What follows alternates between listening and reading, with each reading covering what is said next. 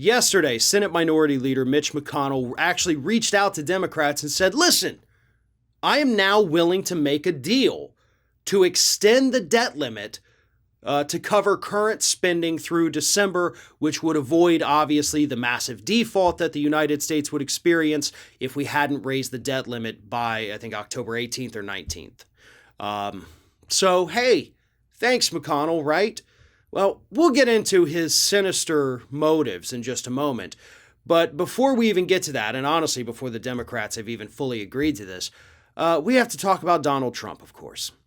Because as soon as it was reported that Mitch McConnell extended this offer to the Democrats, Donald Trump fired off a letter to the press and said this. Looks like Mitch McConnell is folding to the Democrats again. He's got all of the cards with the debt ceiling. It's time to play the hand. Don't let them destroy our country.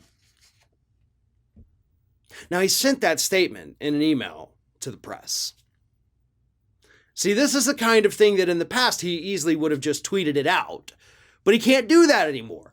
So he has to get, his spokesperson, I'm assuming, Liz Harrington, to help him craft this email.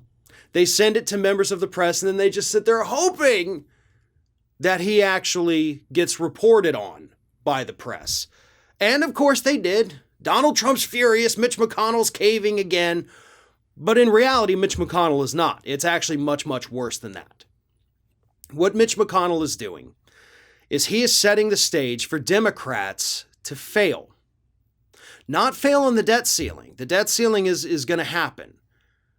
And the Democrats are, most likely going to go along with this plan to fund it through December. It gives them another 2 months to come up with a real plan, actual legislation to raise the debt ceiling, which Mitch McConnell says, hey, Democrats, you have to do it. We want you to do it. Through reconciliation. There's the catch, folks. Because if the Democrats have to raise the debt ceiling via reconciliation, it likely means that the Build Back Better Act, which would also have to go through reconciliation, will not become a reality.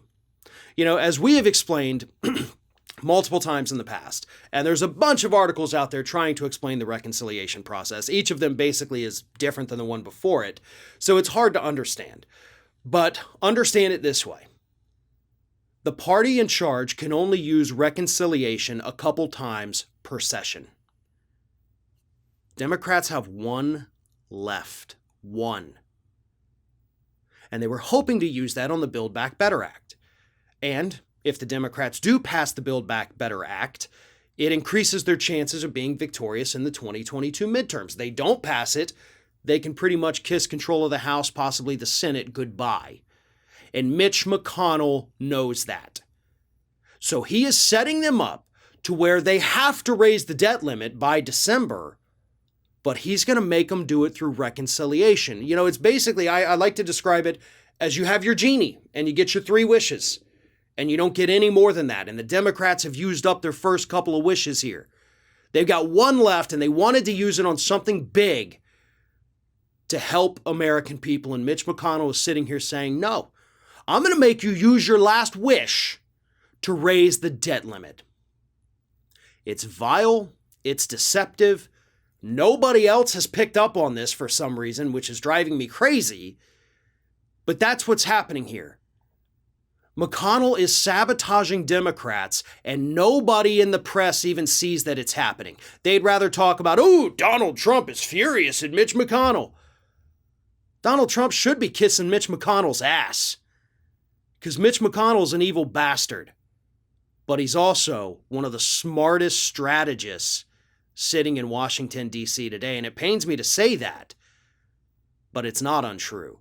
Just because the man's evil doesn't mean he's not smart. And that's actually what makes him so dangerous. Thanks for watching, and don't forget to like, comment, share, and most importantly, subscribe to our channel for fresh content 7 days a week.